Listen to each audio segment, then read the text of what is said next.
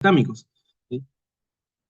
Dentro de este gran amplio marco, ¿no? Ahí tenemos a las cefalosporinas de primera, segunda, tercera generación, llegando hasta la cuarta. Dentro de la primera está la cefalexina, la cefazolina, la cefalpirina, una lista demasiado larga, ¿no? Más adelante vamos a ver una memotecnia de cómo podemos recordar todas estas generaciones de manera mucho más fácil. Dentro de las de segunda generación tenemos a la cefoxitina, cefuroxima, ¿no? Ahí creo que ya les pasaron una memotecnia acerca de esto, del furrifoxin para la segunda generación. Para la tercera generación tenemos a la CEFT, ¿no? La ceftriaxona, la ceftazidima. Para la cuarta tenemos a la cefepina y la cefpirona. Para la quinta generación, la ceftarolina, la ceftapripol y ceftalozano. Como podrán ver, y seguramente algunos se han dado cuenta, en la quinta generación es ceft más la L, ¿no? Ceftarolina, ahí está la ceft y L. Ceftabripol, también hay ceft y una L. Ceftalozano, ceft más L, ¿no? Vamos a ir viendo más adelante la memotecnia como tal, pero es un pequeño adelanto. Como en los carbapenémicos tenemos a meropenem, mertapenem, doripenem y al imipenem más cilacetina, que también se hablará de ello mucho más adelante. Bueno, este es el panorama amplio que tenemos que tener en cuenta en este repaso, ¿no? Ah, y se me está olvidando, a los monobactámicos, que solo tienen al astronauta. Y a los inhibidores de la beta-lactamasa están el sulbactán, el tazobactán y el ácido clavulánico, ¿no? Muy conocido porque el ácido clavulánico va normalmente junto a ¿quién? Junto a la amoxicilina y al tazobactán con la piperacilina, el famoso pipetazo. Ahora sí, vamos al mecanismo de acción de los beta-lactámicos. Tenemos que iniciar con el acceso como tal a la bacteria. En los gram positivos, los cuales tienen una pared gruesa de peptidoglicano permeable, los antibióticos van a llegar de manera fácil a la membrana. Caso contrario, en los gram negativos, los cuales es que van a tener esta membrana externa, más una pared delgada, el antibiótico no va a pasar de manera sencilla, sino va a tener que atravesar porinas, llegar al espacio periplasmático y de ahí tiene que llegar al peptidoglicano o a la molécula diana a la cual está previamente coordinado este antibiótico, ¿no? Aquí tenemos unas abreviaciones, no se molesten tanto en recordarlas, solo tener en cuenta que el PVP es la proteína ligada a la penicilina y los demás son básicamente ensamblajes de lo que es la pared celular de las bacterias. Ahí tenemos a nuestro núcleo, tenemos a nuestra pared celular, ¿no? En este caso tenemos una membrana externa, en el caso de las gram negativas, ahí está su porito, por donde va a pasar nuestro antibiótico. Y acá tenemos a nuestro betalactámico, en este caso nuestro antibiótico, ¿no? Vamos a ver el mecanismo de los betalactámicos. Este betalactámico va a ingresar y su primera acción va a ser la inhibición de la pared celular. Y entró nuestro betalactámico y bueno, se va a estar formando lo que es la pared celular. Tenemos que entender primero cuál es el proceso normal. Van a salir los, los componentes de la pared celular, el NAM y el NAG, ¿no? Van a estar ahí agrupados, se van a agrupar y por mecanismo de la PVP es que estos se van a ensamblar como parte natural de la pared celular, ya sea en gran positivos, en gran negativos, de esta forma es que se van a ensamblar. Y ahí es donde ingresa nuestro betalactámico, pues mediante uniones afines, en este caso a lo que es la PVP, va a lograr que ésta no se junte con los componentes de la membrana, sino se va a unir ya de por sí a nuestro betalactámico, porque van a formar un enlace muy fuerte en este caso, lo que es un enlace covalente, y este enlace covalente va a ser tan estable y tan fuerte que básicamente se lo va a llevar a la PVP. Al llevarse la PVP, todo lo que he explicado, este mecanismo normal de formación de la membrana, de la pared celular, se va a anular. Al anularse, ¿qué es lo que sucede? Pues que no se va a unir, no va a haber pared, inhibe la formación de la pared. ¿Y cuál es el segundo método en el cual actúan los betalactámicos? Pues los betalactámicos van a activar lo que es la endolicina, que en este caso la endolicina inactiva se va a juntar con tu betalactámico y van a formar a la endolicina activa. ¿Qué es lo que va a hacer la endolicina?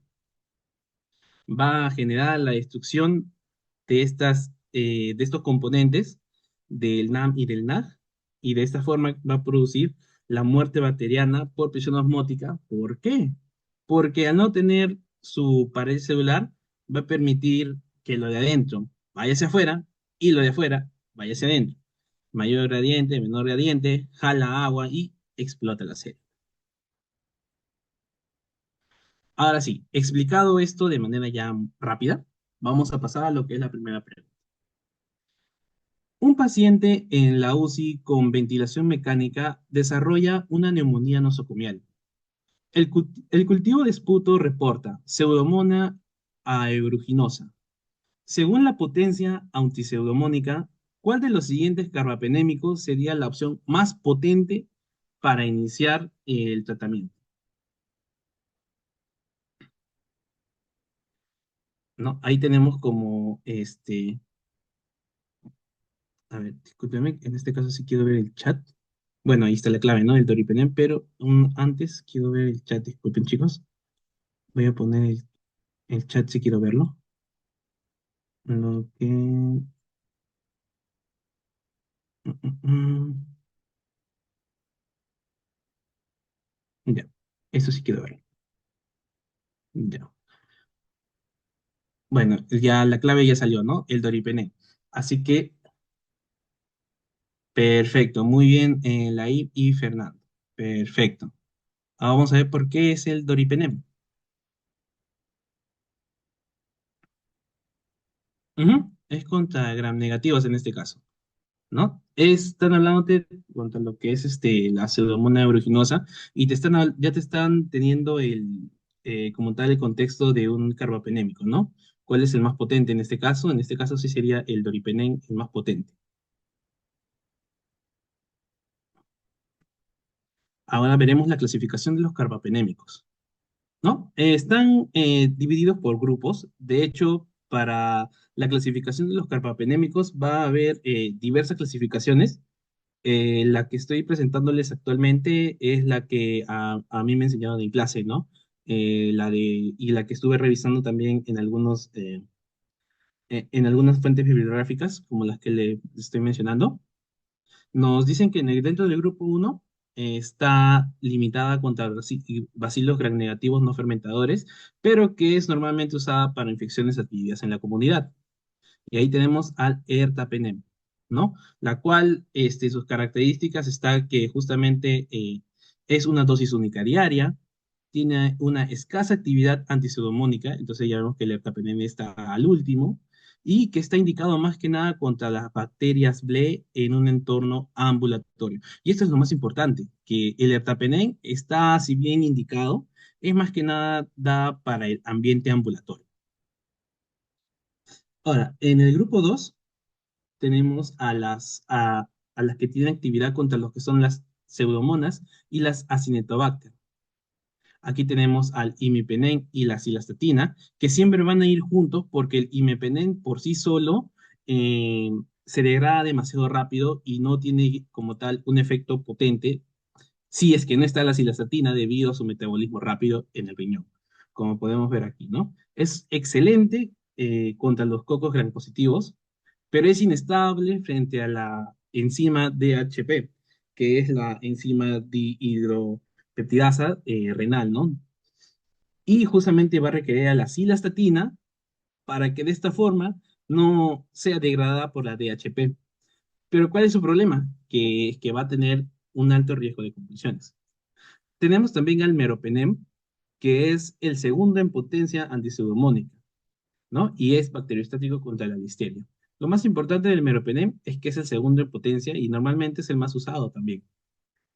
Y tenemos, ya como es la clave, al doripenem, el cual es mucho más estable en infusión y lo más importante, que tiene mayor potencia antipseudomónica y que justamente es el más reciente en generación. Por eso es que no es muy diversificado su uso, ¿no? Es más que nada por lo que es el más reciente.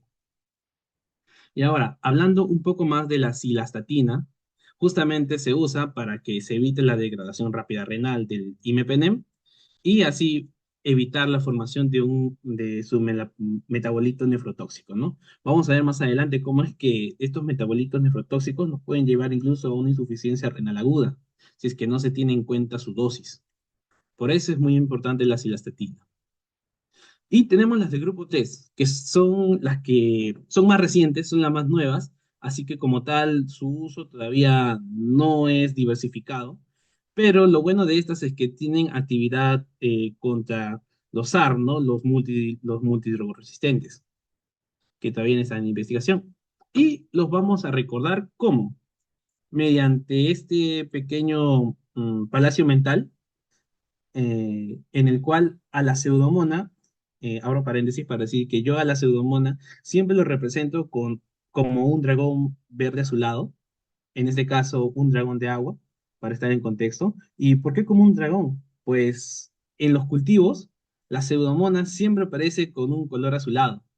Entonces, por ahí yo siempre lo relaciono. Incluso pueden probar esto si algún día dejan un huevito sancochado con un poquito de agua, olvidado ahí. Después de aproximadamente una semana o incluso un poco menos, van a ver que la agüita se pone azul y es por presencia de pseudomonas. ¿Ustedes ven algo azul? Normalmente es pseudomonas. Ese es un tip que les doy. Por eso yo siempre tengo, tengo anclado mucho este concepto de dragón azul, porque además que un dragón es justamente es una criatura fuerte, ¿no? Justamente representa a toda esta fortaleza que es la pseudomona y muy difícil de pelear.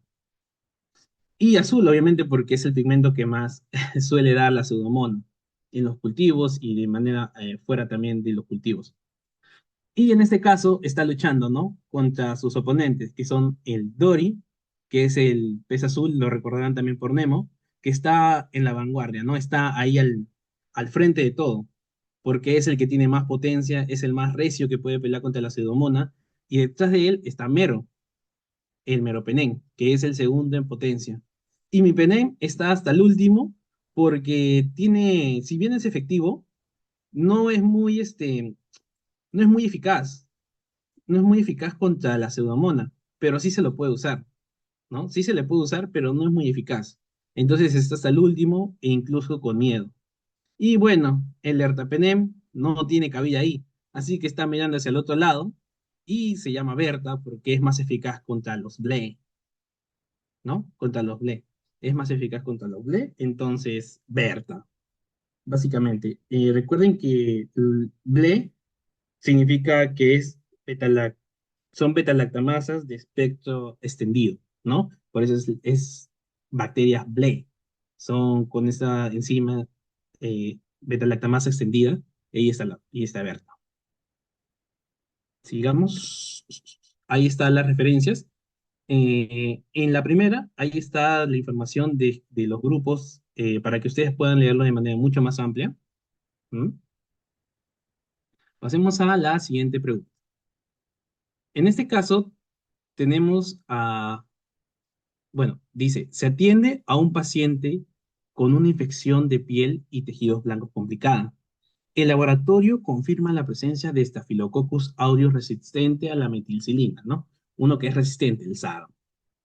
¿Cuál de los siguientes antibióticos betalactámicos sería una elección terapéutica adecuada según su espectro de acción? ¿Alguno tiene alguna respuesta, chicos? Les doy unos segundos. Van diciendo no tengan miedo, chicos. Este es un espacio para o bien decir la respuesta correcta o bien para equivocarse. Uno prefiere equivocarse acá que equivocarse frente al paciente. Sí. No, no te preocupes, está bien, chicos, está bien. Diclosacilina. Si es resistente, ¿cuál usaría?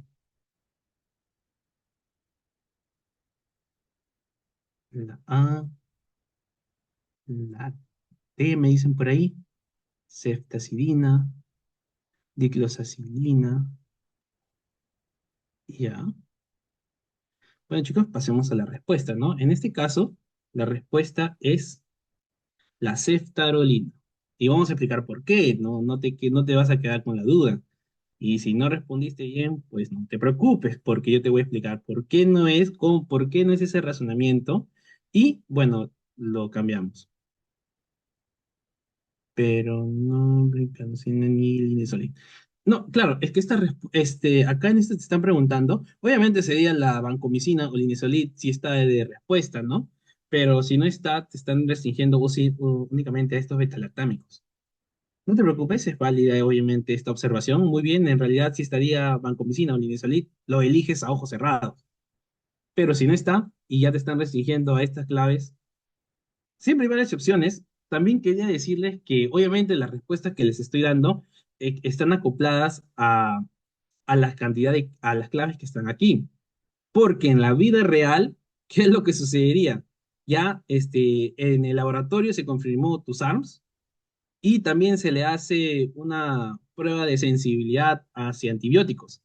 Y según esa lista a los cuales antibióticos son sensibles, se lo dan. Puede que este SARM sea sensible a la ceftazidima, a la cefepima, a la ceftadolina, pero no a la diclosacilina. Entonces le darán cualquiera de esos tres.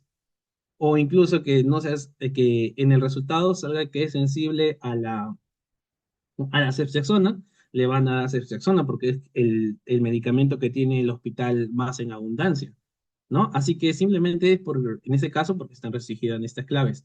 En el mundo real, en el hospital ya como tal, va a depender mucho del antibiograma que se va a realizar hacia ese patógeno, ¿no? Así que no se preocupen, chicos.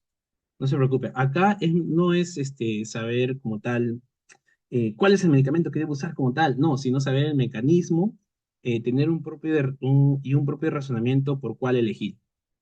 En este caso vamos a ir por las cefalosporinas, las penicilinas y las cefalosporinas, vamos a explicar un poquito, teniendo en cuenta que inicialmente están divididas por sensibles a las penicilinasas, ahí tenemos a las naturales, las cuales de por sí tienen un espectro reducido hacia los gran positivos, y ahí están las penicilinas G y B, como ya te dije, las G y B, las naturales.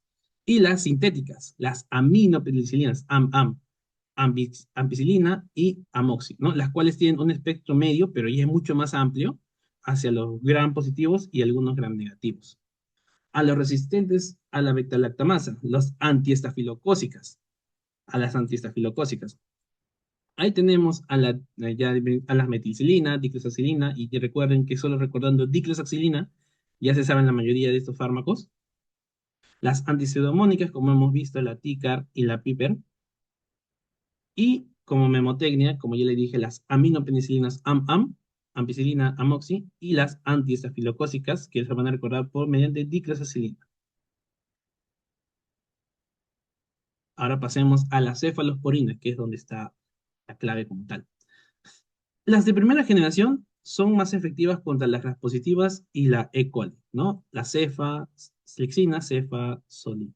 Las de segunda generación son más potentes contra las gram negativas, sumado a lo anterior, porque son también potentes a las gram negativas, a las gram positivas y también a las gram negativas.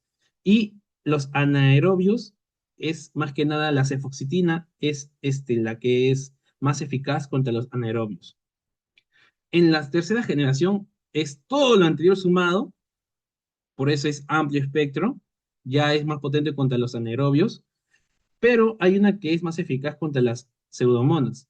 La ceftazidima es la que es más eficaz contra las pseudomonas en la tercera generación. Esas son pequeñas excepciones, por eso están ahí resaltadas. La cuarta generación es lo mismo, es la sumatoria de las anteriores, pero estas sí, todas son eficaces contra las pseudomonas y resistentes a las betalactamasas, ¿no? A la cefepina y la cefpirona. Y en la quinta generación, y recién es donde aparecen, las bacterias multiresistentes, al SARM y al SARM, ¿no? Ahí está la ceftarolina. ¿Y cómo es que lo vamos a recordar? Ahí viene lo bueno. La primera generación, todos son cef más A, y son eficaces contra los gram positivos. Obviamente tiene sus excepciones, ¿no? Contra la cefradina y el cefaclor, que son de segunda. La segunda generación, la mayoría van a tener cef más OU. Y también lo pueden recordar mediante la mnemotecnia Furry Foxy Face. Y estas son eficaces contra los gran negativos y en los aerobios está la cefoxitina. En la tercera generación los vamos a recordar como, porque van a tener CEF más TDP, ¿no? Ahí está, ahí son los que la antipseudomónica, que es la ceftazidima. La cuarta generación contiene pi más menos ma, ¿no? Como podemos cefepima, cefpirona, o sea, tienen en su conjugación de palabras está el pi o el ma. Y en la quinta generación contienen cef más L, ¿no? Las que son las contrabacterias multiresistentes.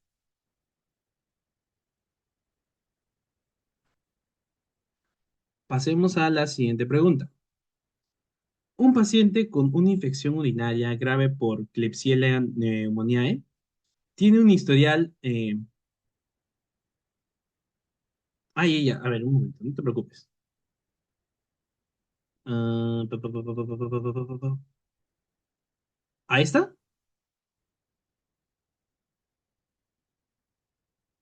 Ya. Igual debería estar en el material que se los envié. Igual se los envío el completito, no se preocupen.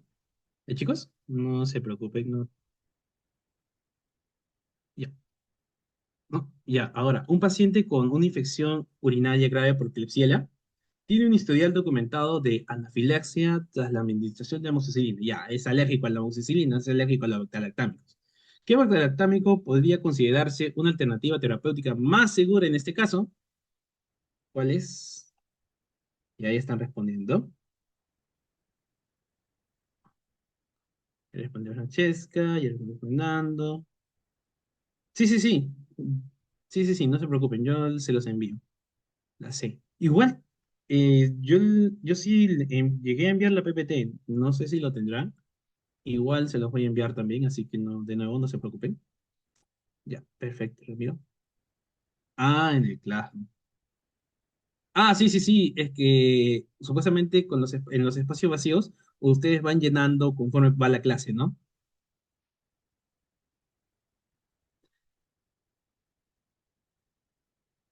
Ya, viendo que ya hay varios que han respondido.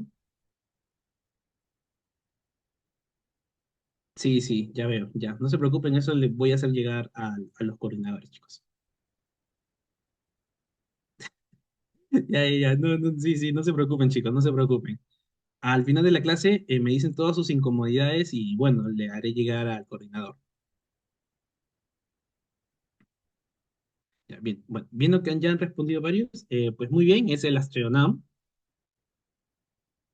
Justamente, ¿por qué? Porque es un monobactámico, porque justamente es solo un ciclo y ese ciclo va a hacer que sea diferente a los demás beta-lactámicos que son de dos ciclos y al ser diferentes, bueno, el cuerpo no lo reconoce como igual y no genera reacción. Esa es la respuesta corta. La respuesta larga, flashcards de esto. Ya, ya chicos, no se preocupen. Todos los que quieren, al final lo voy a tomar y se lo voy a enviar, ¿no? Como una retroalimentación.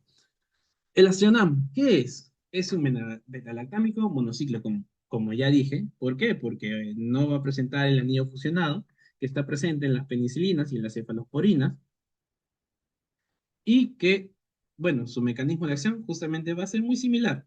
Está dentro de los betalactámicos, va a inhibir la síntesis de pared porque esta vez tiene una selectividad preferente para lo que es la PVP3. Hay muchas PVP, ¿ah? Cada uno de los betalactámicos va a tener su propia PVP favorita, así que tampoco se molesten tanto en recordarlo, porque son varias en realidad. Son con saber que es contra la PvP es suficiente, porque se van a bloquear demasiado, porque no solo son los betalactámicos, sino hay una cantidad inmensa de fármacos.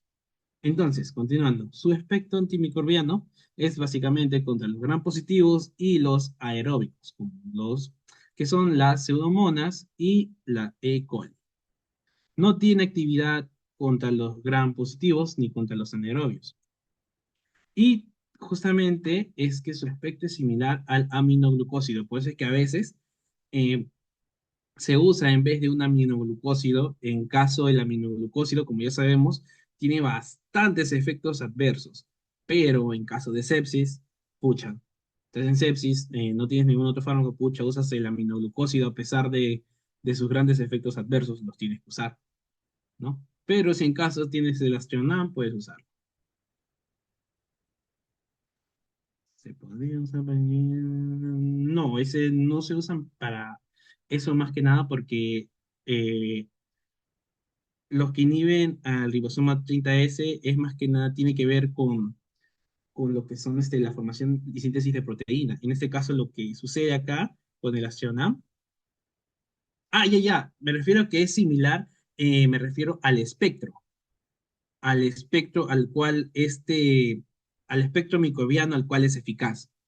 A eso es a lo que me refiero, no al mecanismo como tal, porque el aminoglucósido como tal, ese es su mecanismo por el cual actúa en los microbios, ¿no? El Astronam actúa como, como una, como una penicilina, como una cefalosporina, ¿no? Va a inhibir lo que es la síntesis de la pared celular y va también lo que es destruir la pared, como ya hemos visto en el mecanismo que esto tiene. Es diferente el aminoglucósido que va a inhibir la síntesis de proteína mediante la inhibición del ribosoma. Entonces, ¿cuál es la ventaja principal del Astronam? Pues es que justamente al tener este anillo no fusionado, el cuerpo lo va a reconocer como distinto, pero tiene su misma acción. Entonces, tiene su misma función, pero el cuerpo no lo reconoce como un beta-lactámico, ¿no? Es un beta-lactámico monocíclico, no tiene un anillo fusionado, entonces no va a generar una reacción cruzada en pacientes que son alérgicos a los beta-lactámicos, que comúnmente son las penicilinas y cefalosporinas, que tienen anillos fusionados. Y que al no ser nefrotóxico ni ototóxico, pero que sí cumple este aspecto microbiano similar a los aminoglucósidos, puede usarse en su reemplazo. Ojito que esto va a depender del paciente como tal y de las guías que esté siguiendo respecto a los microbianos en el año que lo vayas a usar, porque estas guías cambian cada cierto tiempo y lo que ahorita les digo respecto a eso puede variar en unos años, ¿no? La siguiente pregunta. Un paciente con una infección intraabdominal adquirida en la comunidad causada por una bacteria productora de betalactamasas de espectro extendido, las BLE, requiere tratamiento ambulatorio. ¿Qué carbapenem se describe como una opción indicada para este escenario clínico específico? Mira, ya te están diciendo, que destaca por su pauta de administración conveniente. ¿Cuál sería? Ya, y ahí ya están respondiendo, ya están respondiendo.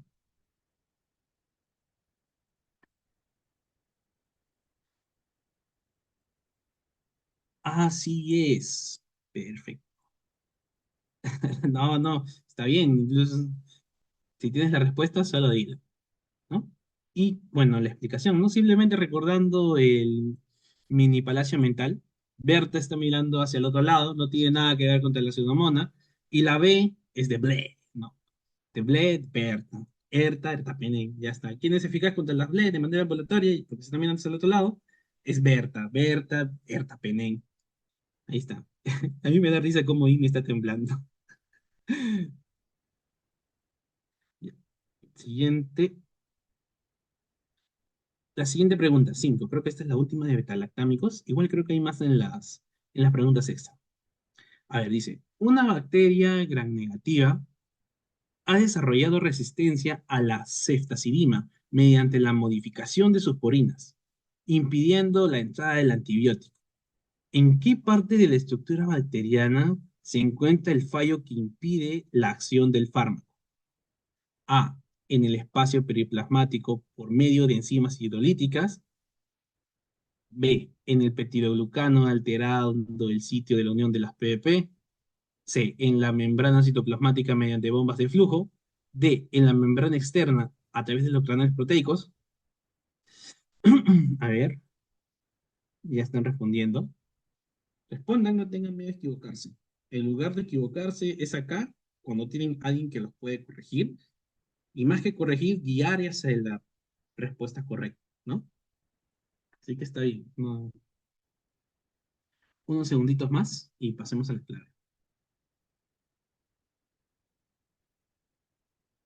Ernesto.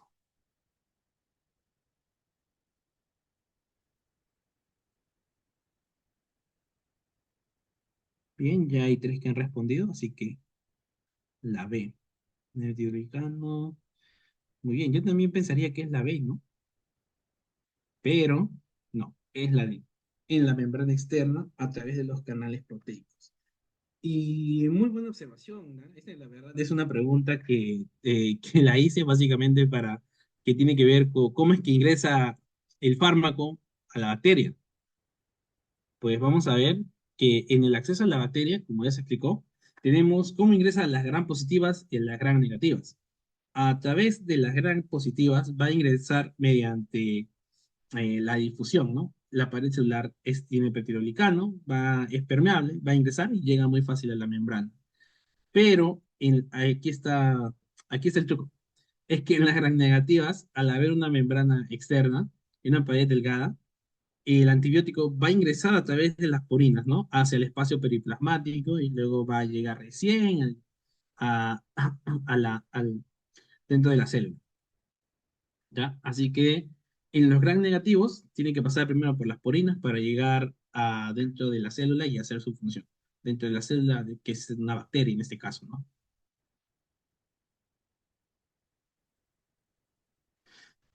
Ahora vamos a recordar las tetraciclinas y las quinolonas.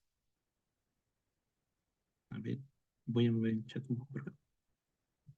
A ver, tenemos a las que inhiben a la subunidad A de ADN girasa, ¿no? Ahí tenemos a las quinolonas, las cuales, a mí me dio un poco de risa porque las quinolonas se dividen en quinolonas y cloroquinolonas, pero que en realidad son la fluoroquinolona de primera, segunda, tercera y cuarta generación. O sea, la quinolona se divide en fluoroquinolonas y quinolonas.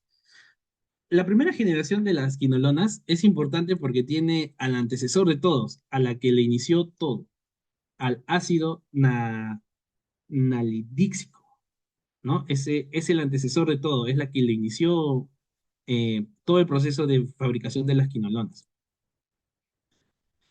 Y como dije, se divide en quinolonas y fluoroquinolonas. Básicamente, la primera generación en el ácido nalidíxico está las quinolonas.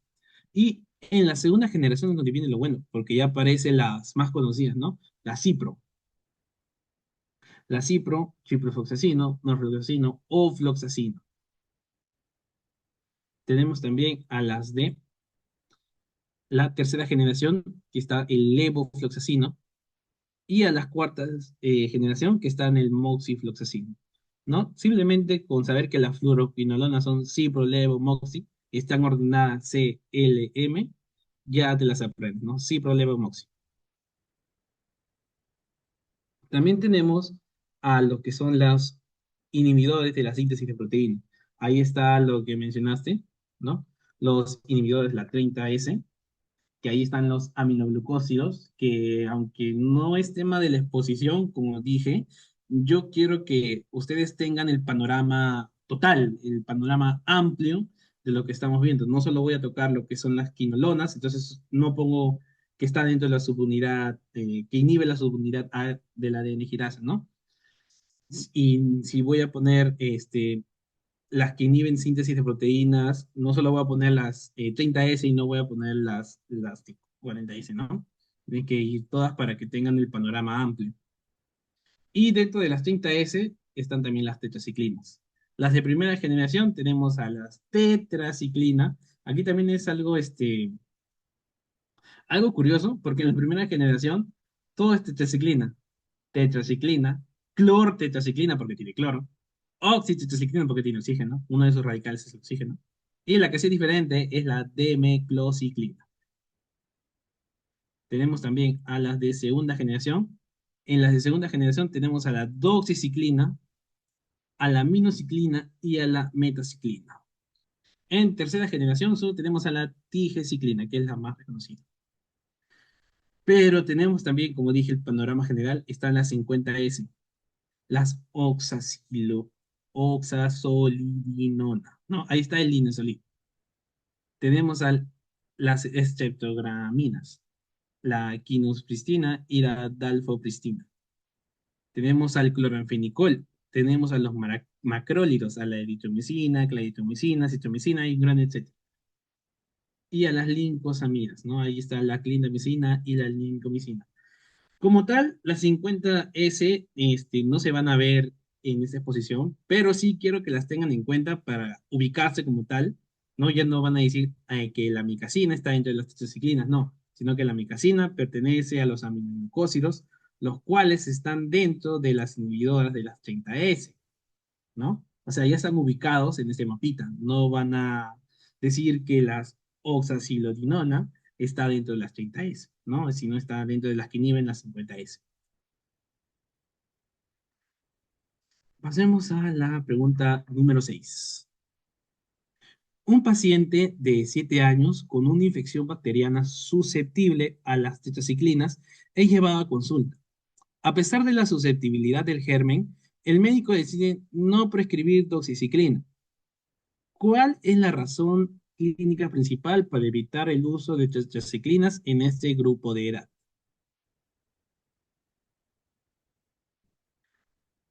A ver, chicos, ¿cuál es? A. Alta probabilidad de desarrollar parálisis neuromuscular. B. Pobre absorción oral en la población pediátrica. C. Ya están respondiendo ya. Riesgo elevado de otoxicidad irreversible. D. Afectación del desarrollo óseo y pigmentación dental permanente. Muy bien, ya hay respuestas y... Ajá, exactamente, ¿no? Afectación del desarrollo óseo y la pigmentación oral permanente. Muy bien, sí, es que se producen una quelación. Pues vamos a ver ahora primero los efectos adversos de las tetraciclinas. Acá hay un cuadrito y lo que he descubierto ahora es que los cuadritos son muy útiles para formar esquemas. Eso es algo que me ha gustado de hacer en esa exposición. Tenemos a la quelación con el calcio. Como ya dijeron, la quelación es básicamente que se va a unir al calcio de manera irreversible. ¿Esto qué es lo que va a ocasionar? Va a ocasionar que los depósitos, o sea, los lugares que de por sí ya almacenan calcio en nuestro cuerpo, van a depositar esta amalgama. Entonces, ¿qué es lo que va a producir? La decoloración dental irreversible y la inhibición reversible del crecimiento óseo. Ya, en palabras simples, si te está produciendo una coloración dental para siempre y te está afectando tu desarrollo óseo, ¿a quién vas a evitar darle las tetraciclinas? Pues vas a evitar darles a personas, a las mujeres embarazadas y a niños menores de 8 años. ¿Por qué menores de 8 años? Porque todavía están en crecimiento óseo, ¿no? Además de que en las mujeres embarazadas va a atravesar la placenta y pues, teratogénesis, ¿no? Ahí está, afecta a tus huesitos y afecta a los dientecitos. ¿En qué casos el beneficio supera el riesgo? Muy buena pregunta. Lo que sucede aquí es que, mira, si bien hay casos donde se deba usar la doxiciclina, es un fármaco que puede ser muy reemplazado por otro fármaco, o sea, por uno de similar y con menos efectos adversos. Y al ser fácilmente reemplazado por otro fármaco, usas ese otro fármaco que normalmente tiene muchos menos efectos adversos que la tetraciclina durante el embarazo. Así que ya de por sí la tetraciclina tiene tantos efectos que preferiblemente no los uso, ¿no? Porque normalmente va a tener nuestro riesgo de usar tetraciclina va a superar tanto a nuestro beneficio que mejor no lo uso y uso otro fármaco al cual este germen es sensible mediante nuestro antibiograma. Eso es lo que sucede. Por eso no lo suelen usar como tal en embarazadas, ¿no? Aparte de los efectos adversos.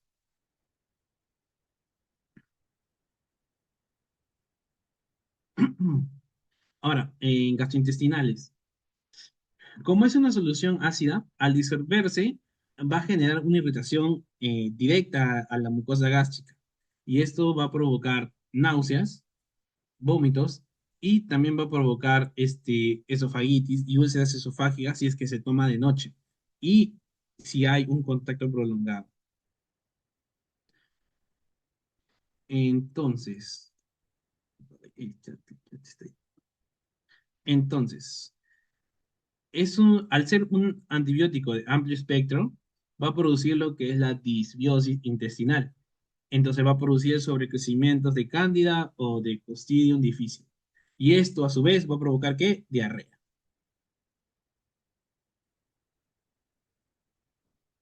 Va a provocar diarrea más que nada, pero también en lo que es la colitis pseudomembranosa por la proliferación del Clostridium difficile. Esto va a ser un patrón muy común, ¿ah? En los antibióticos usados de manera irresponsable, que van a provocar la disbiosis intestinal, va a provocar el sobrecrecimiento de bacterias dañinas para el organismo y también en algunos casos va a irritar la mucosa intestinal y va a producir diarrea, tanto por la disbiosis y por su irritabilidad, que en este caso también puede provocarla y también va a provocar lo que es la sobreinfección de Clostridium difficile y la colitis pseudomembranosa. En fotosensibilidad es más que nada porque sus compuestos son muy reactivos a lo que es la luz solar o UV, ¿no? Eso va a provocar daño celular a la piel y va a producir como efectos clínicos el eritema, la hiperpigmentación y la onicolitis. Entonces va a tener efectos en tus huesitos, en tu estómago y también a nivel de tu piel. Y tiene aún más efectos, ¿no? A nivel de hepatotoxicidad, va a producir esteatosis hepática, más que nada porque va a actuar bloqueando enzimáticamente la oxidación de ácidos grasos y a largo plazo va a llevar a lo que es la falla hepática. Y esto es un grave riesgo nuevamente en el embarazo, en pacientes con insuficiencia renal y si es que se da a altas dosis. Como están viendo, ya hay dos problemas en el embarazo. Va a aumentar la falla hepática y va a generar teratogénesis. O sea, ya tengo dos efectos adversos. Estás viendo que usarlo no me va a generar un beneficio que supera el riesgo, ¿no? En este caso, mejor, en vez de usarlo, elijo otro que es menos dañino. Y dependiendo del antibiograma que voy a hacer en el paciente, ¿no? Antes de darle cualquier antibiótico en caso de que tenga alguna infección. Como nefrotoxicidad, va a producir el síndrome de Fanconi. ¿Y cómo lo va a producir? Pues va a producir una disfunción mitocondrial energética, porque recordemos que las tetraciclinas no van a tener un metabolismo hepático como tal y se van a distribuir por todo el cuerpo. Entonces, llega a los riñones, va a producir una disfunción mitocondrial energética, al haber esta disfunción energética, va a haber una falta de ATP que va a impedir lo que es la reabsorción tubular y al no haber una reabsorción, ¿qué nos va a provocar?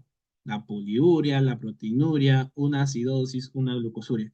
Básicamente, no va a reabsorber nuestro glomérulo y va a seguir botando, va a seguir botando. Va a seguir botando más agua, va a haber poliuria, va a seguir botando proteínas, va a haber proteinuria, va a haber glucosuria porque va a seguir botando más agua, más glucosa. Y este efecto, el síndrome de Fanconi, es causado normalmente por las tetraciclinas caducadas. Eso ténganlo muy en cuenta, ¿no? Por eso, chicos, no consuman medicamentos caducados. no consumen medicamentos caducados. Y hay gente que lo hace porque he visto eso en el hospital cuando he estado de guardia. Sí, sí, y sabes, no es que lo consuman de manera consciente, sino es que las personas suelen cortar las medicinas y al cortarlas se vuelan también la fecha de caducidad. Y ahí es donde viene el problema. Tienen medicina de hace 3 años y la siguen tomando. Ah, los suplementos, es que no, los suplementos, si te refieres a las proteínas, esas pasan por la digestión y se absorben, ¿no? Normalmente si ya están caducadas, van a pasar, si bien te van a provocar diarrea o cualquier efecto, no. Ah, las vitaminas después de un tiempo, se degradan, no, se degradan. Lo que pasa es que las tetraciclinas, al degradarse, eh, forman compuestos, metabolitos tóxicos, metabolitos nefrotóxicos, y que al acumularse a nivel renal van a producir esta falla en el mitocondrias, ¿no? Que van a producir todo este síndrome de Fanconi. En las vitaminas no es igual, porque las vitaminas se degradan en complejos más simples que no son nefrotóxicos. Ah, ya. Y ahora siguiendo con la exposición, el síndrome de Fanconi puede evolucionar a la necrosis tubular aguda, la cual es dosis dependiente, porque va a haber una toxicidad mitocondrial directa debido a la acumulación de estas tetraciclinas a nivel de glomérulo. Y al haber ya necrosis, significa que, bueno, ya hay un daño celular, ya ha habido una necrosis como tal. Entonces, este daño ya es irreversible. El otro efecto adverso a nivel renal es la nefritis intersticial aguda, la cual es independiente de la dosis, ¿no? La necrosis tubular aguda, la NTA, sí es dosis dependiente. Si yo le doy más tetraciclinas, me va a producir una necrosis tubular aguda. Y eso es justamente porque las tetraciclinas, al no ser metabolizadas por el hígado en compuestos menos tóxicos, las tetraciclinas como tal siguen yendo de tal como manera, ajá. Ah, es que las tetraciclinas ingresan dentro de la célula. Con el lactato. Este, normalmente, esta nefrotoxicidad, no he visto que lo midan con el lactato, o sea, para medir la toxicidad como tal. Lo que usan es ¿cómo se dice esto? El, como ya hay una necrosis tubular, lo que se usa más que nada, y el dañar el riñón.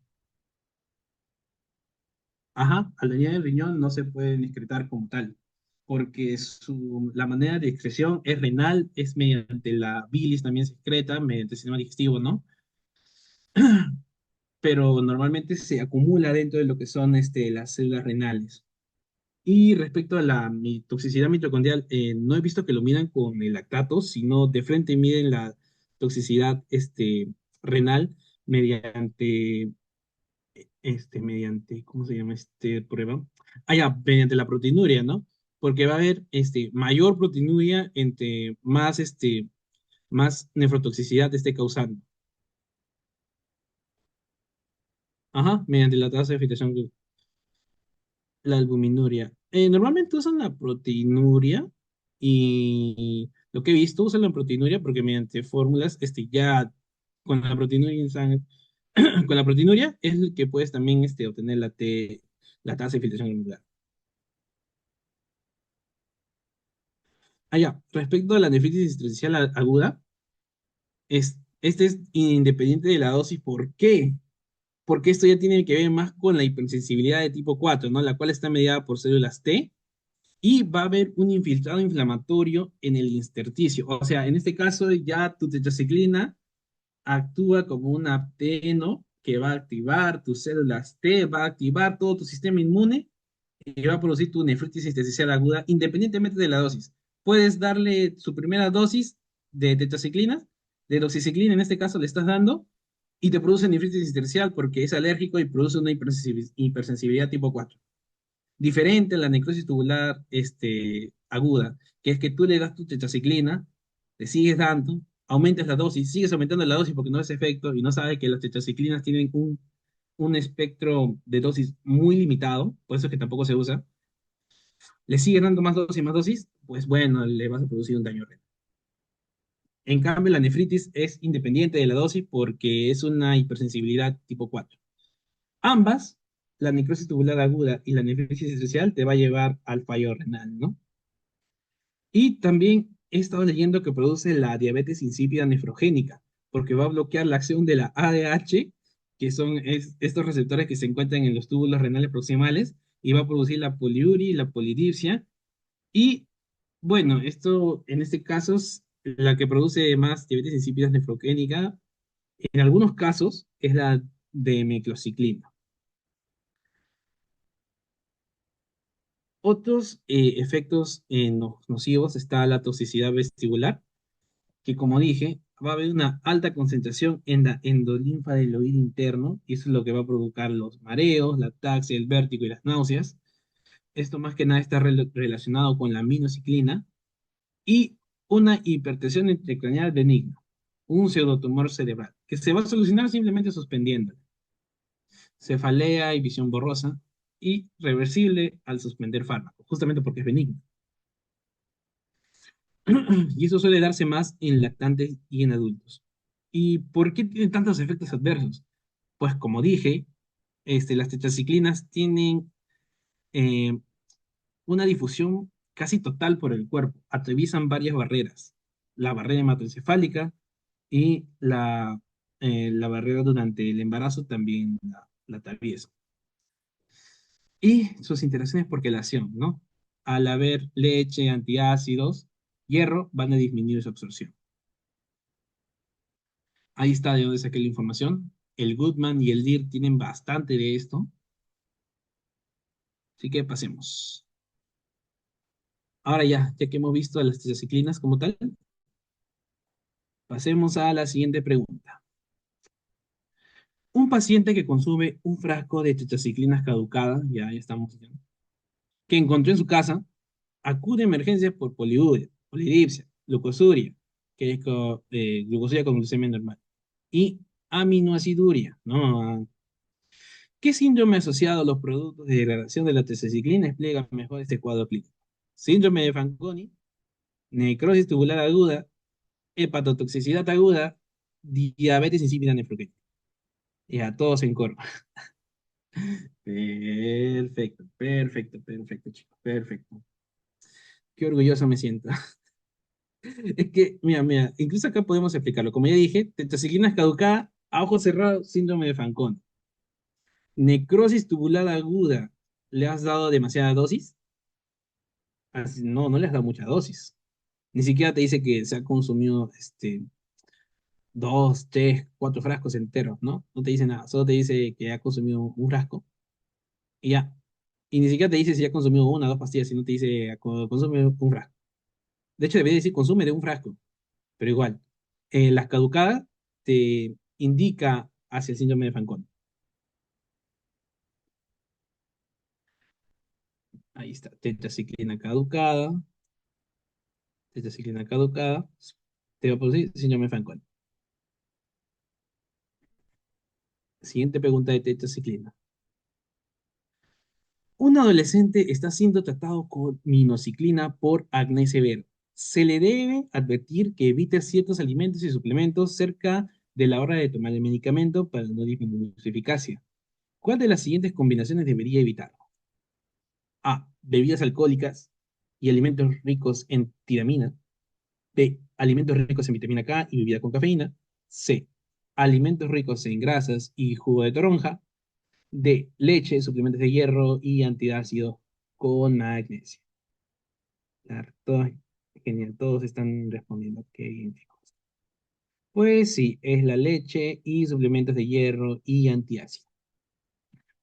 Como ya hemos explicado, las tetraciclinas tienen una alta quelación con metales. Calcio, hierro, aluminio y magnesio van a producir una disminución de la absorción de las tetraciclinas. Ya, ahora que sigue. La siguiente pregunta. Ya vamos a la pregunta número 9. A ver, dice, un paciente adulto mayor con insuficiencia renal crónica, una depuración de creatinina de 25 mililitros por minuto, Requiere tratamiento antibiótico para una brucelosis. ¿Qué tetraciclina sería la opción más segura de este escenario clínico y por qué? La tigeciclina, porque es el antibiótico de más amplio espectro dentro de su clase. La doxiciclina, debido a que su principal vía de eliminación es biliar y no requiere ajuste de dosis en insuficiencia renal. La tetraciclina, ya que al tener una vida media menor el riesgo de acumulación es bajo. La aminociclina, ya que se metaboliza completamente en el hígado, eliminando cualquier carga renal. La gente ya está respondiendo. Muy bien, doxi. A ver, acá también quisiera darles como dato que normalmente las tetraciclinas, como llegan dentro de, o sea, se difunden por mayor parte del cuerpo, normalmente también se usan para tratar algunos parásitos intracelulares, ¿no? Como la histoplasmosis. ¿Por qué no? Ah, no, todavía no doy la respuesta, simplemente les estoy. Vamos a ver. La respuesta es la B, doxiciclina debido a que su principal vía de eliminación es biliar y no requiere ajuste de dosis en insuficiencia renal. No requiere, ¿no?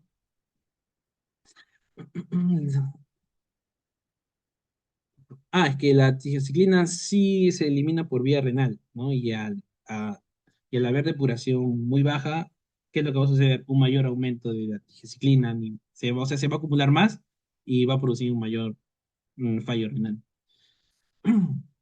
Incluso podría producir claro, claro, incluso podría producir una insuficiencia renal aguda sobre una insuficiencia renal crónica. Ah, su pobre paciente.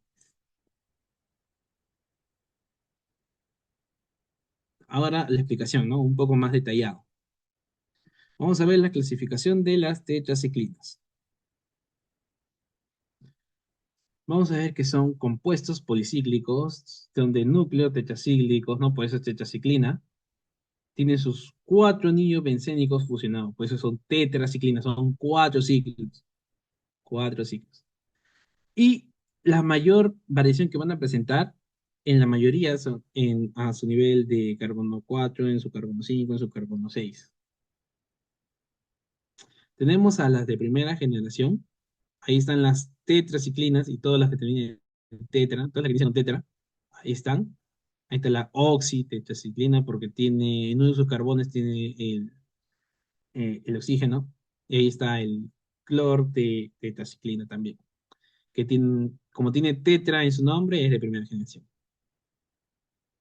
Y la demeclociclina. En la segunda generación tenemos a la metaciclina y a la doxiciclina y a la minociclina. En la tercera generación solo tenemos a la digeciclina. Las de primera generación, estas tres primeras, todas las tetra, son de acción corta. Las DM y las meta son de acción intermedia. Y las otras, las doxy, las mino y las tiges son de acción larga.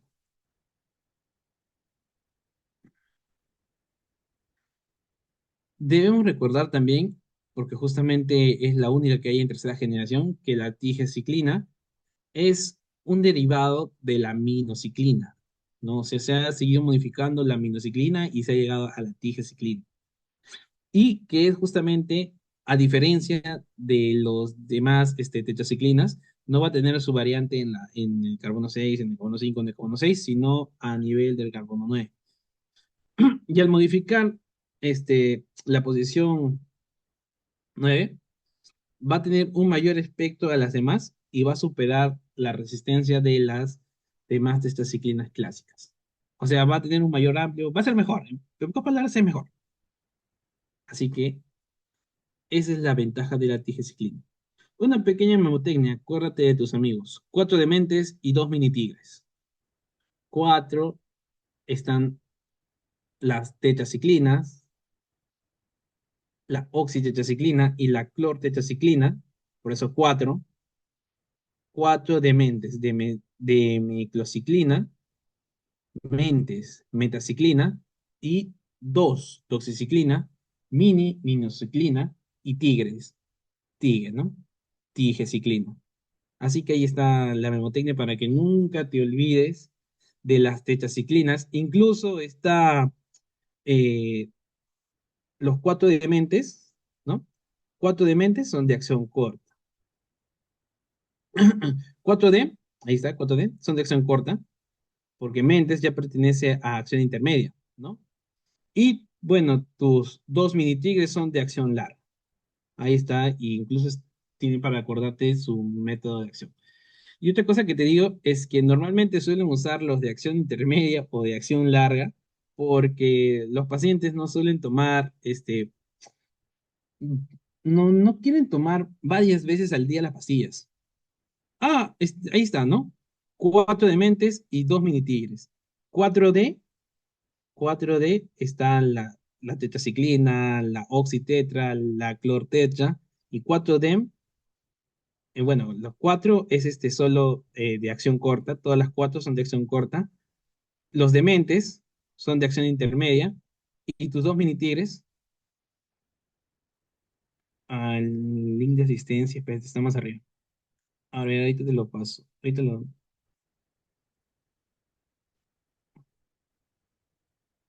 A ver, ya, muchas gracias por pasarlo. Ya, así que ahí está tu memotecnia y también te acuerdas así del tipo de acción que tienen, ¿no? Tus cuatro son de acción corta, tus dementes de acción intermedia y tus dos mini tigres son de acción larga.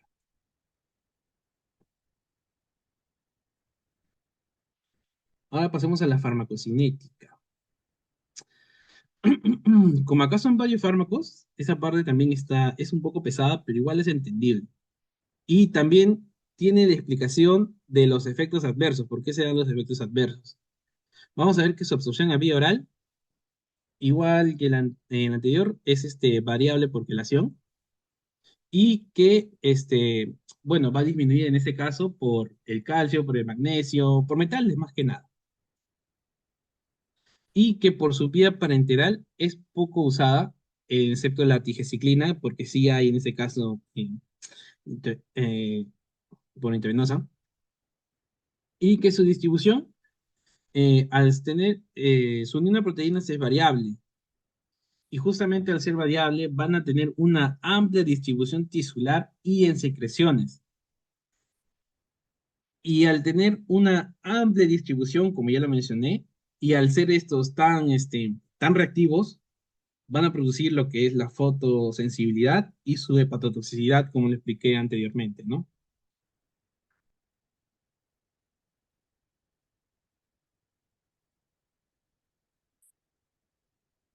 Disculpe. Y como ya les mencioné, van a atravesar barreras. Van a atravesar la barrera hematoencefálica y la placenta. En este caso, los que atraviesan la barrera hematoencefálica son la doxiciclina y la minoxiclina.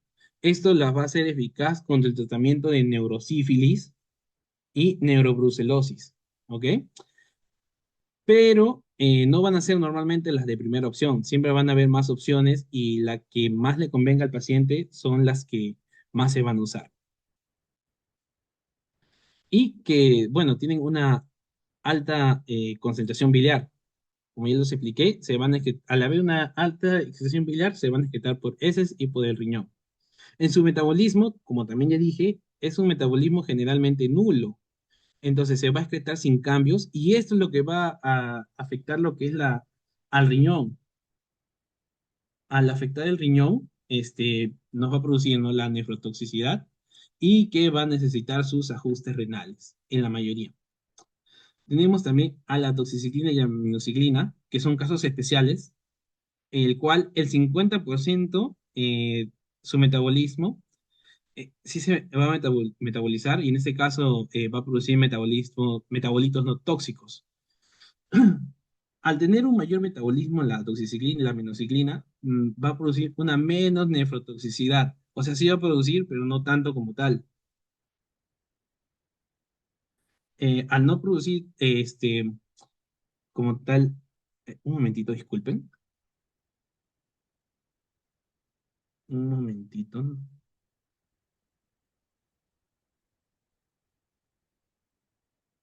Ya, ya. Tanto la doxi como la amino, al realizarse un 50% de su metabolismo, va a generar estos metabolismos no tóxicos. Y al ser no tóxicos, no se van a acumular en las células del riñón, ¿no? En las nefronas. Y al no acumularse en las nefronas, no va a haber nefrotoxicidad. O bueno, va a haber, pero menos. Entonces no van a necesitar un ajuste como tal. Y su excreción se va a dar de manera renal y fecal, ¿no? Las tetraciclinas de acción corta, intermedia, y mediante la bilis, las tetraciclinas de acción prolongada. Ahí están las que son de excreción renal fecal, son tus cuatro dementes, y de bilis fecal son tus dos minitigres.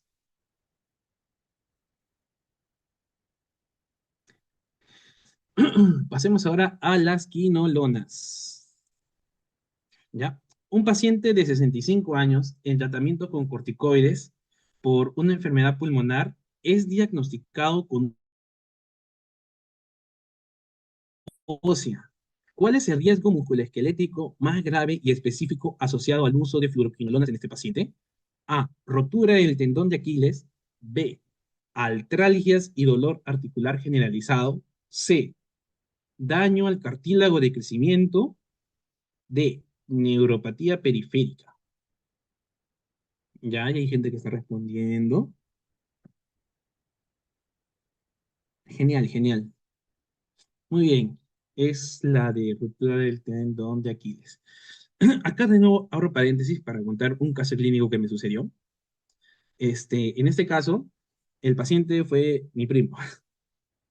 Mi primo tuvo una ITU y si ustedes leen sus libros, ¿no? Su libro de terapéutica, la ITU se puede recetar desde nitrofurantoína, se puede recetar quinolona, fluoroquinolonas en este caso, se puede recetar una diversa lista de fármacos.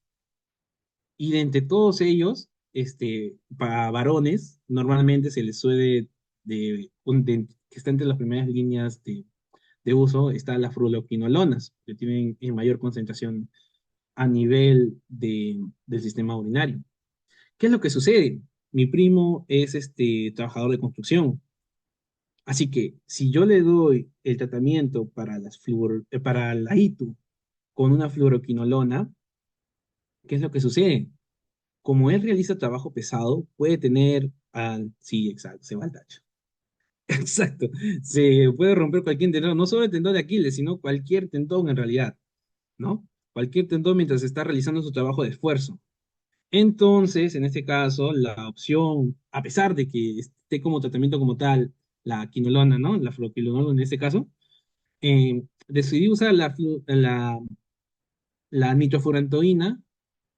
Y le fue bien, o sea, es el tratamiento que está también de elección, así que se le dio el que, dependiendo del paciente, tienes que saber cuál es el que le puede hacer menos daño, no solo de manera, ¿cómo se dice? No solo de manera fisiológica, sino también teniendo en cuenta su contexto su contexto de vida, ¿no? ¿Qué le dio el doc? No, ni siquiera qué le dio el doc, sino la típica del peruano. Se fue a la farmacia y le dieron quinolona, le dieron ceftriaxona, le dieron amoxicilina más ácido clavulánico y también le dieron para bajar el dolor, le dieron un diclofenaco,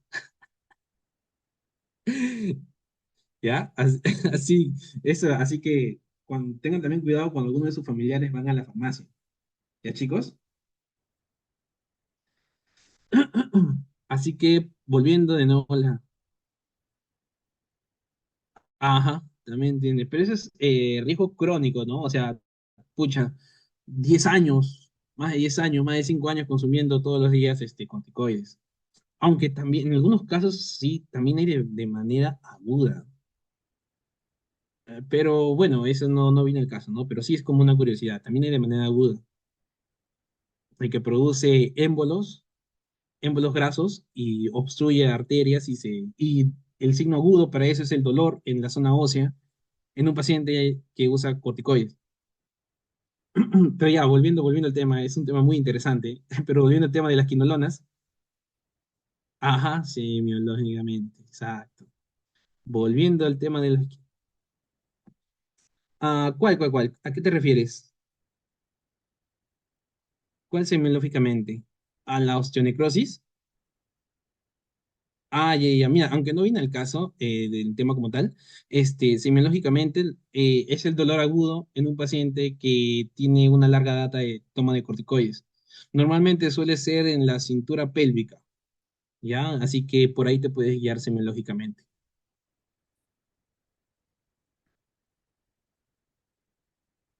Ya. Efectos adversos de las quinolonas.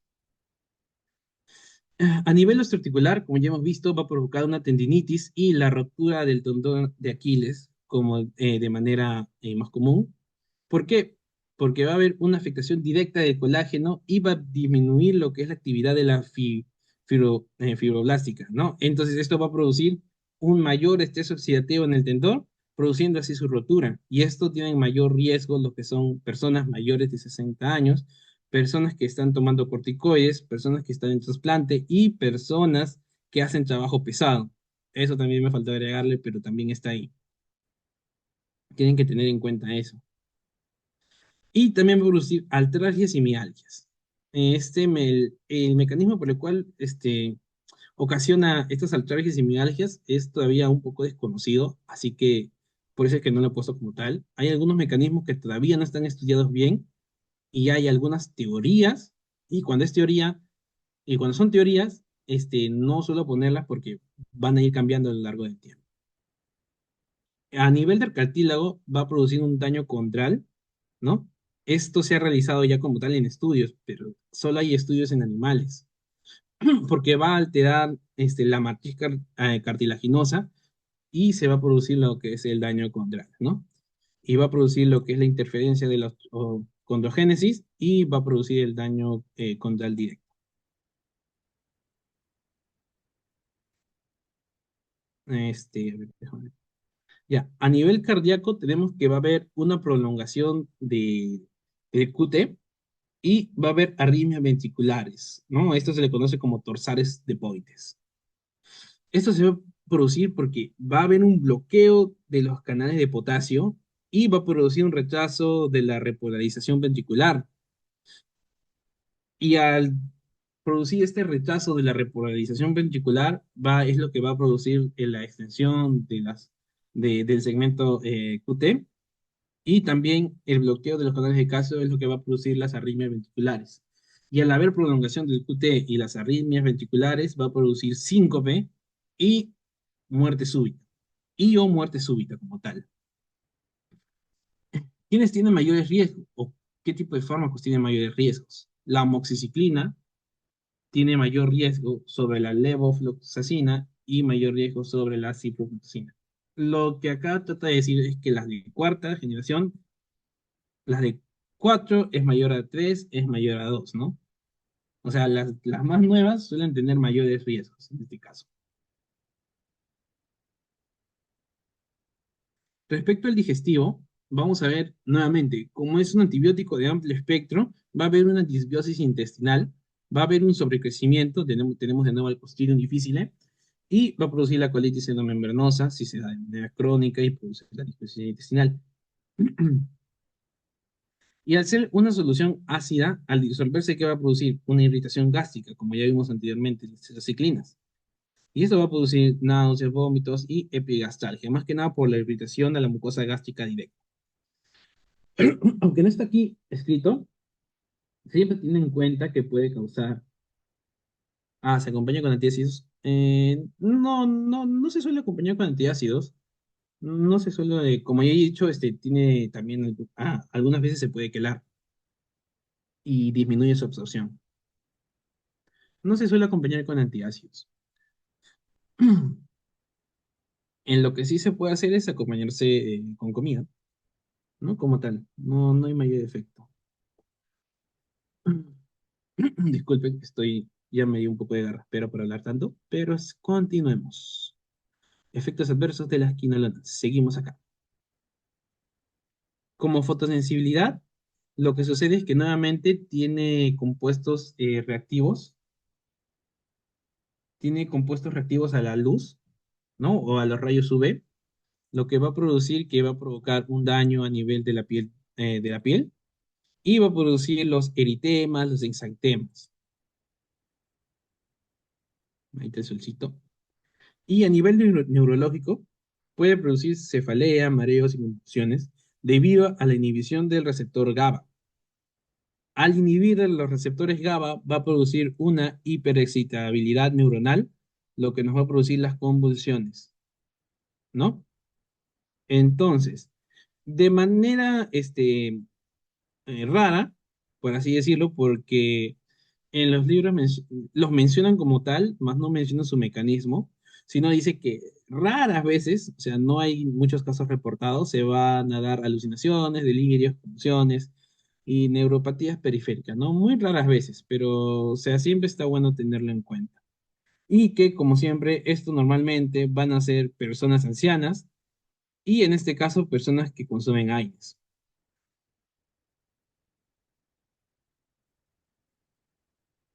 Ahora pasemos a, creo que es la siguiente pregunta.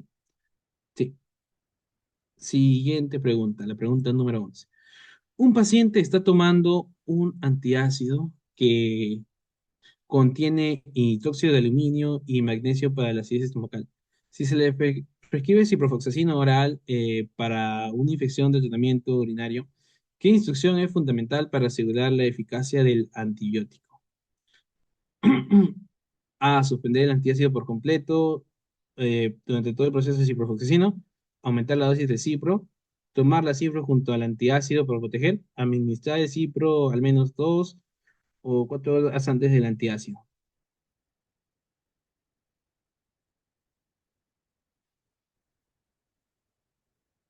¿Cuál es la clave, chicos?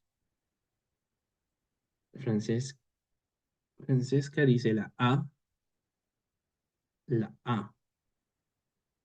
la D. Mira, esto lo puse justamente para intentar jugar con ustedes. Dice un poco, chicos, ¿ya? No se preocupen, igual está bien, esas preguntas están hechas para dudar. Es que si tu paciente, mira, si tu paciente ya está tomando de por sí, toma medicamentos para la acidez, ¿no? Tu paciente ya está tomando este medicamento para la acidez, entonces, si ya es su tratamiento habitual, ¿qué le vas a decir? ¿Suspende por completo todo el tratamiento? No, pues le dices que ya, que sí, toma tu antiácido, pero luego el medicamento que tú le vas a prescribir, que lo tome después, ¿no? Al menos 2 horas antes o 4 o 6 horas después del antiácido, ¿no? Acá no es necesario quitarlo, suspenderlo por completo, porque seguramente el paciente le es útil, así que no se le debe suspender por completo el tratamiento, ¿ya? A ver, como dije, no se le suele dar conjunto con el antiácido, obviamente, porque genera una disminución de su absorción, pero tampoco es necesario suspender así de manera tajante el antiácido, ¿no? Sino simplemente lo tomas y luego 4 o 6 horas después, que ya del antiácido se toma su medicamento. Así que en este caso, sí, es la clave de. Y justamente ahora veremos las interacciones medicamentosas.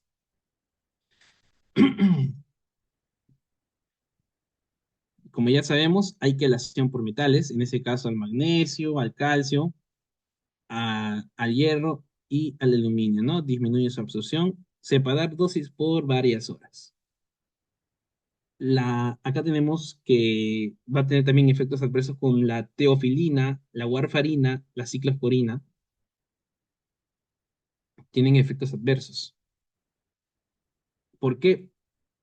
Porque va a producir, más que nada que en su metabolismo está la inhibición del citocromo P450 que está en el hígado, ¿no? Entonces, la quinolona, al producir esta inhibición del citocromo, va a disminuir el metabolismo hepático de los demás medicamentos mencionados y va a aumentar el riesgo de convulsiones en el caso de la teofilina, porque es como si aumentara la dosis de teofilina, va a aumentar el riesgo de hemorragia en la warfarina y va a producir nefrotoxicidad debido a las ciclosporinas, ¿no? Si es que se usan de manera junta.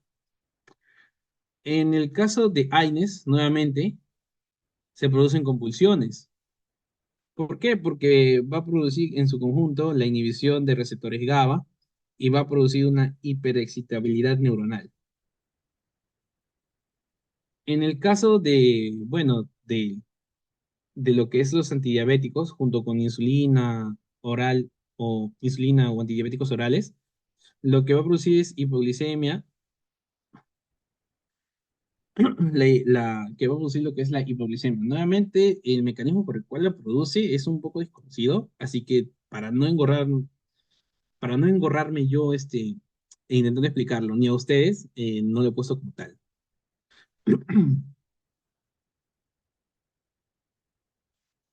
Ahora sigamos con la siguiente pregunta. Ah, una acá, ahorita, te vuelvo. A ver,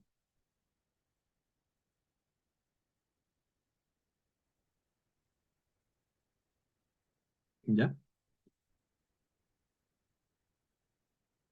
Ahí estamos terminando, chicos. No se preocupen. Ya estamos en la pregunta 12. Faltan tres preguntitas más.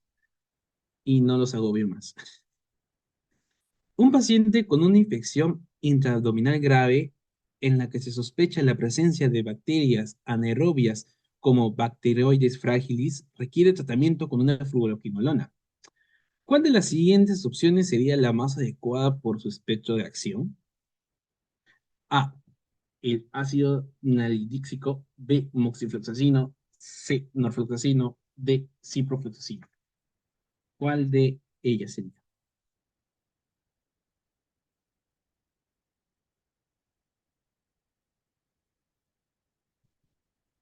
Ya hay gente respondiendo.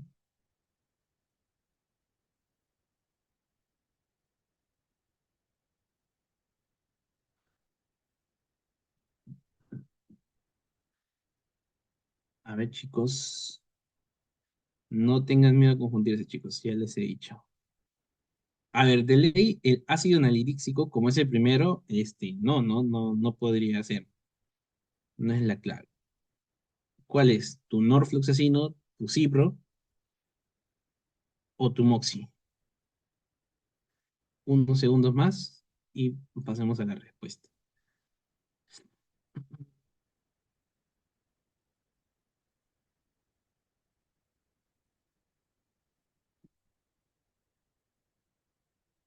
Ya cambió su respuesta. Está bien, chicos, está bien, está bien.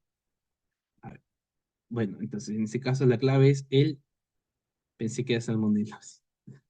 Es el moxifloxacino. ¿Por qué?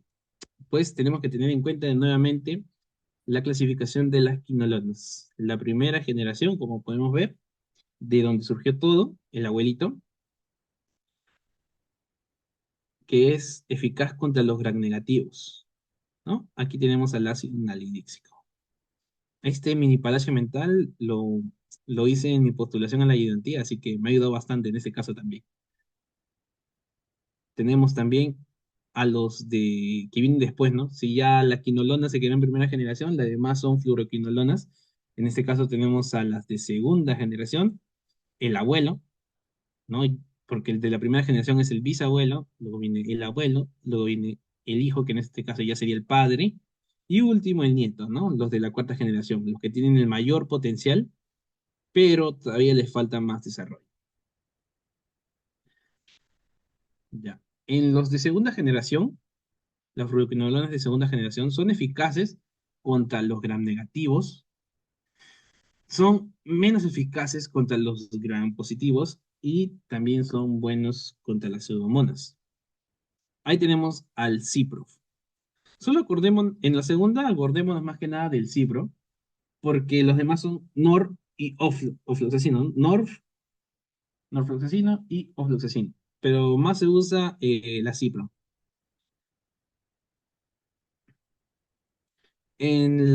La Cipro es la que es más potente contra los gram negativos. Y bueno, en los gram positivos está el S. aureus, ¿no? Como lo que son, y también el epidermitis. En los de la tercera generación, son más eficaces contra los gram negativos, o sea, tienen todo lo de la generación anterior potenciado y se les incluye lo que son los gram positivos, las micobacterias, anaerobios y atípicos. Son las que son, o sea, las de tercera generación son las que están en su peak, están en la cima, son las que están en la cima. Y estas son las levofloxacino, este está el levofloxacino, porque son las que se llaman las quinolonas respiratorias, porque son excelentes contra el Streptococcus pneumoniae. Teníamos también a las de cuarta generación. Si bien tienen un mayor espectro, son también eficaces contra anaerobios. No, algunos no son eficaces contra algunos patógenos respiratorios, ¿ah? Por eso son las que tienen aún mayor potencial, pero que todavía no se han desarrollado. Las que ahorita están en su peak son las de tercera generación. Pero en este caso, como te dije, tienen un mayor potencial porque ya son eficaces contra anaerobios. Son los que tienen mayor eficacia a diferencia de la tercera generación. En este caso, tenemos al Moxie, que es la que lo representa, ¿no? Acá es fácil de recordarlo. ¿Por qué? Porque los de segunda generación, o sea, van en orden alfabético. C, L, M. Cipro, Leo, Moxie. Así que es fácil de recordarlo.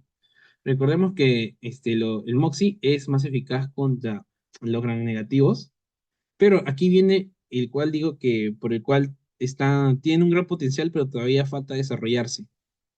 Es que para las pseudomonas, tienen un menor potencial que su generación anterior. La tercera generación sí está en su pico contra las pseudomonas.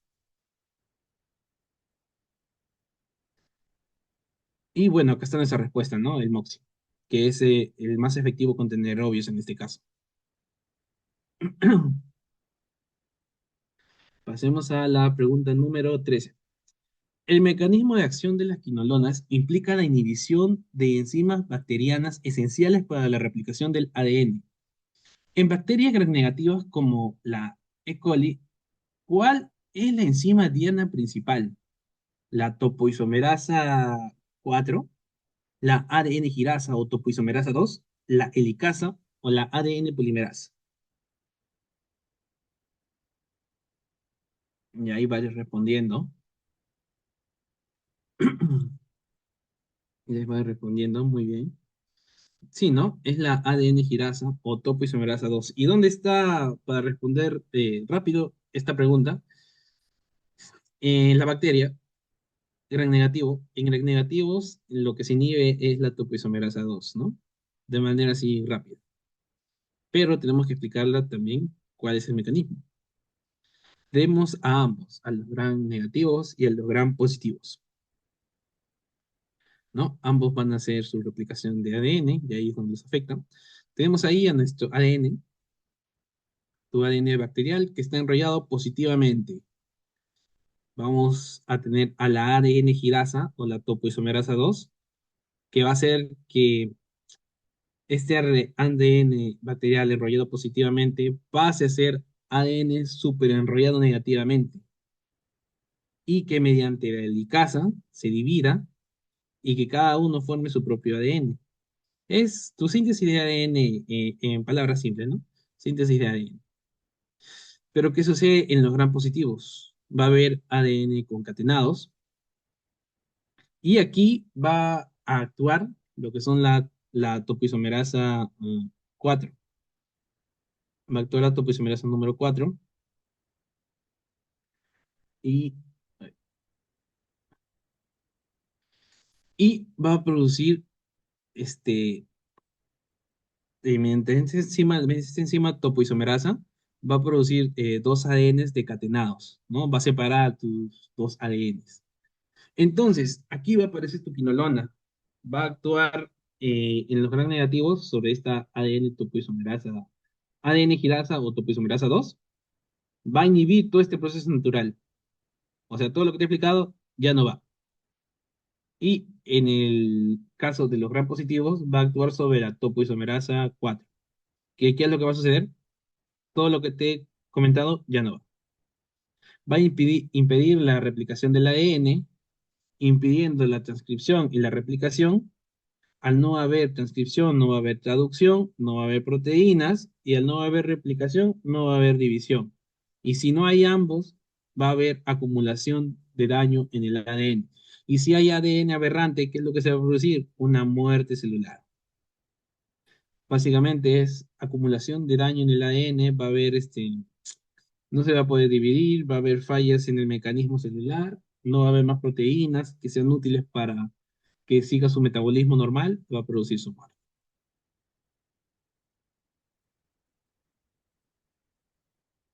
Ahora seguimos con la pregunta número 14, ya estamos por terminar. Un paciente con insuficiencia renal grave requiere tratamiento con una fluoroquinolona. ¿Cuál de los siguientes fármacos sería una opción a considerar con menor necesidad de ajuste de dosis debido a su principal vía de eliminación?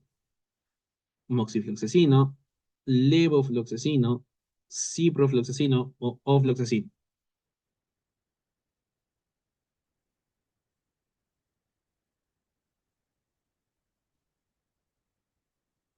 A ver, chicos, si tu paciente tiene una insuficiencia renal, ¿cuál fluoroquinolona sería mejor opción darle en este caso, ¿no? Con una menor necesidad de ajuste de dosis. Hay unos segunditos más. No se preocupen si no saben, igual les voy a explicar. Así que no se preocupen.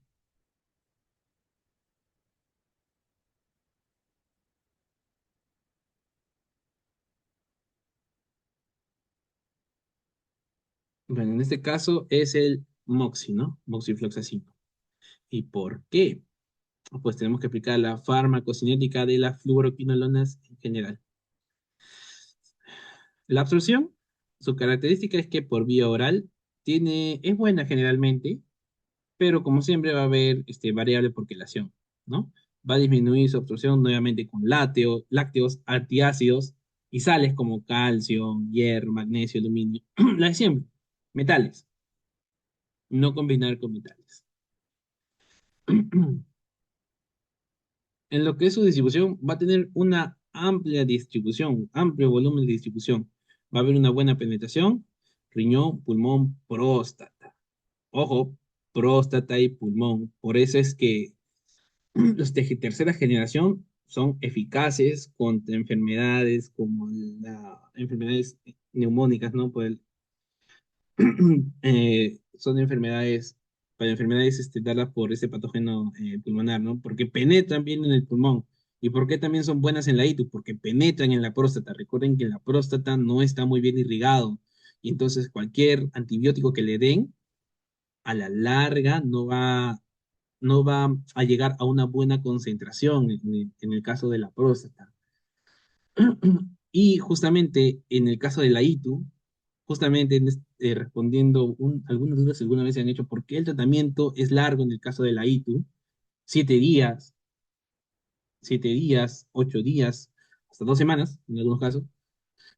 Es largo el tratamiento porque algunos fármacos no logran alcanzar una concentración adecuada para eliminar al patógeno dentro de la próstata debido a su falta de irrigación.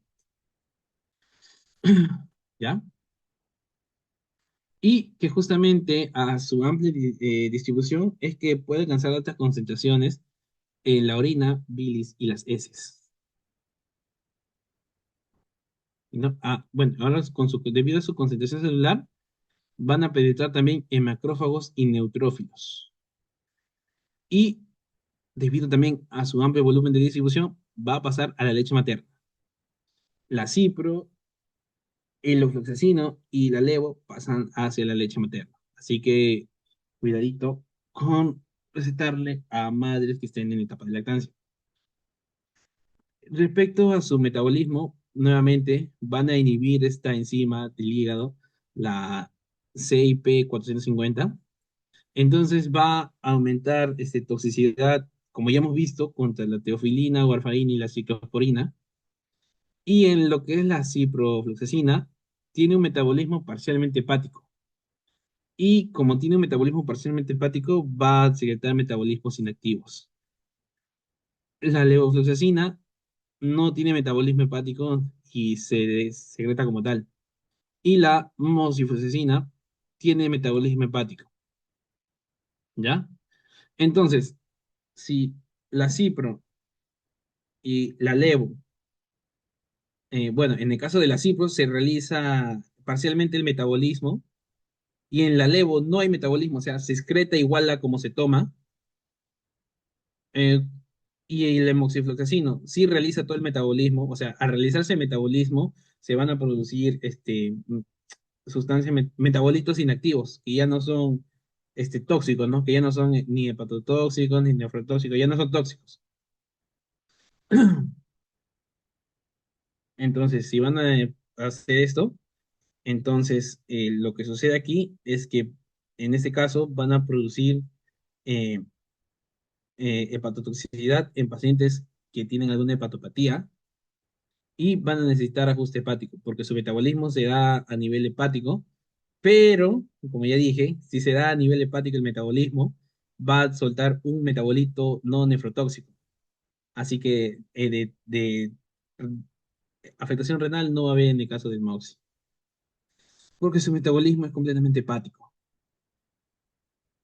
¿no? A nivel de excreción renal, tenemos que la levo, ¿no? Y a nivel de bilis y de manera fecal, del MOXI. Y renal, fecal y bilis está la cipro. La levo y la cipro son nefrotóxicas. ¿Por qué? Porque dije que si la levo no, no se metaboliza, se excreta así como entra, es un metabolito tóxico, ¿no? Y la cipro, bueno, parcialmente porque solo se metaboliza la mitad. Y la moxifloxacina, si bien es la menos nefrotóxica, sí es hepatotóxica porque todo su metabolismo se realiza en el hígado. Y sale un metabolito no dañino, ¿no? Entonces es la menos nefrotóxica en pacientes renales. No sé si entienden esa parte de hepatotoxicidad y nefrotoxicidad, sino para volverlo a explicar.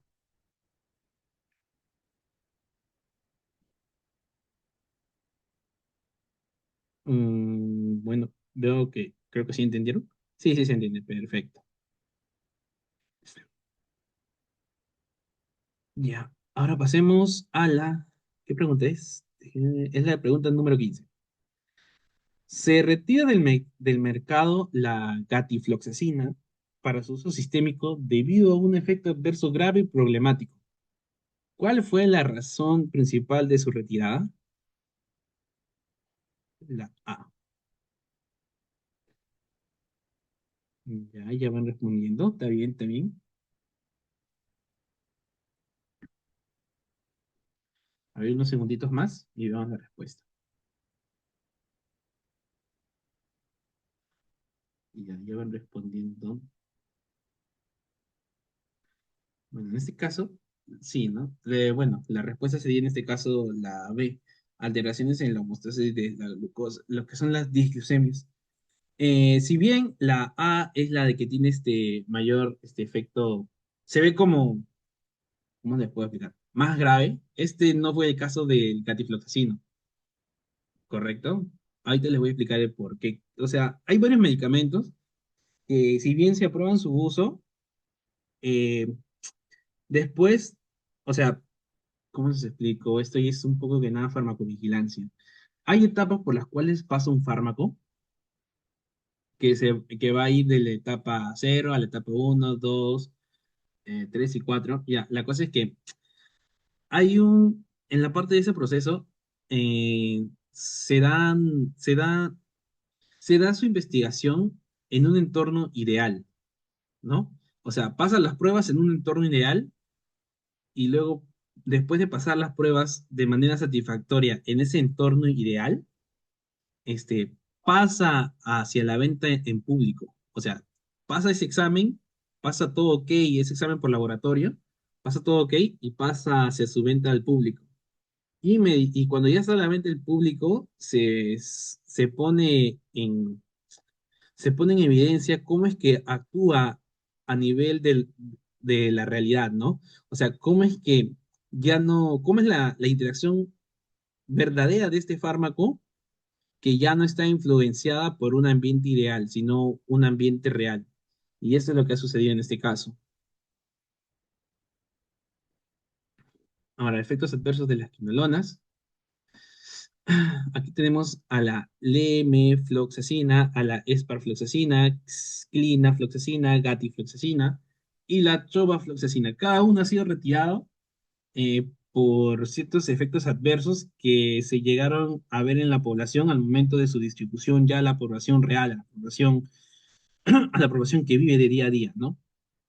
Ya no en un ambiente ideal, en un ambiente de laboratorio, probando en ratas, ¿no? Sino ya como tal en un ambiente real. Respecto a los dos primeros fármacos, a la LOME y a la ESPAR, han producido fotosensibilidad excesiva y problemas cardíacos.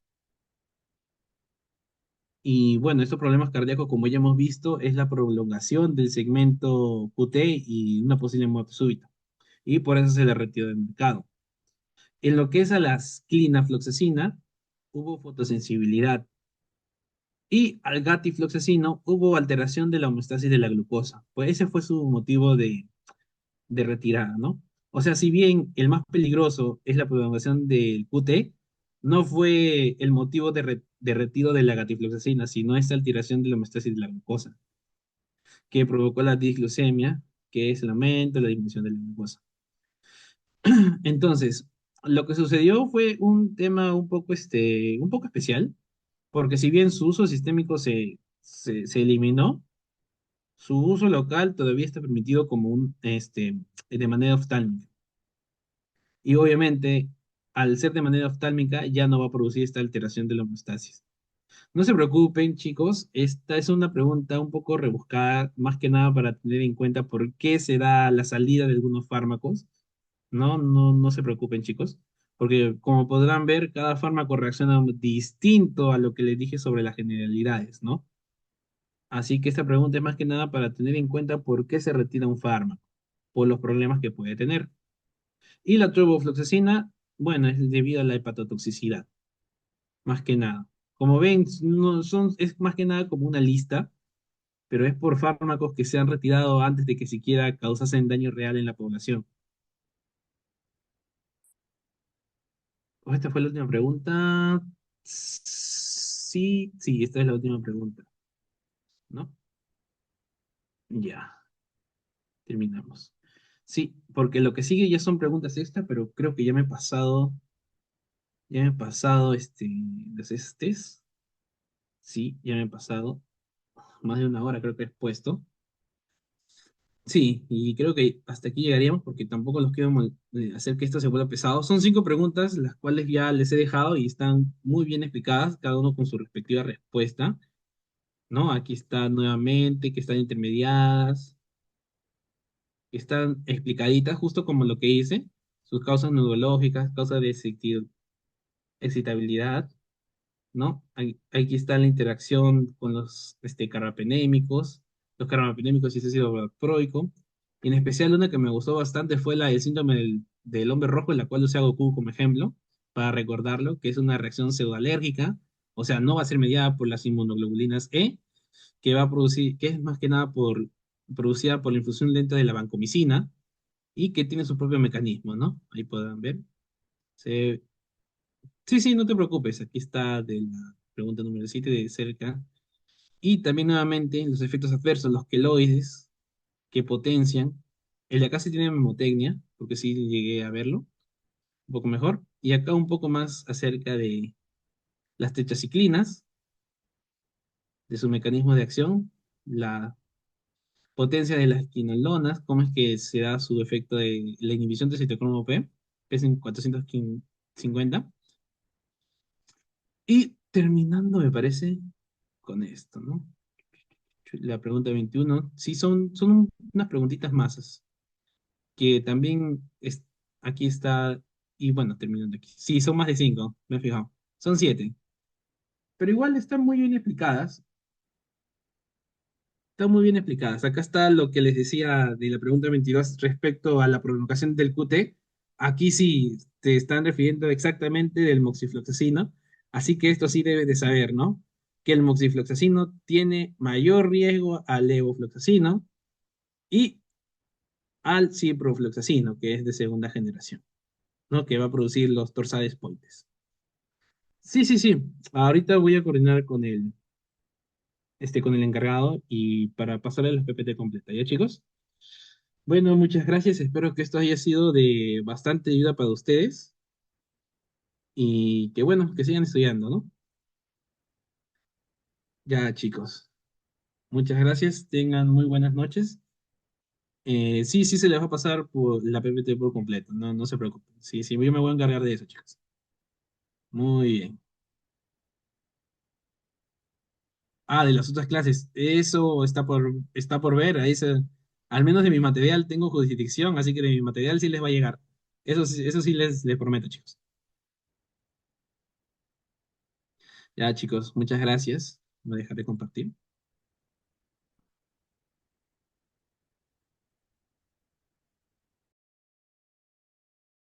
Y chicos, no se preocupen.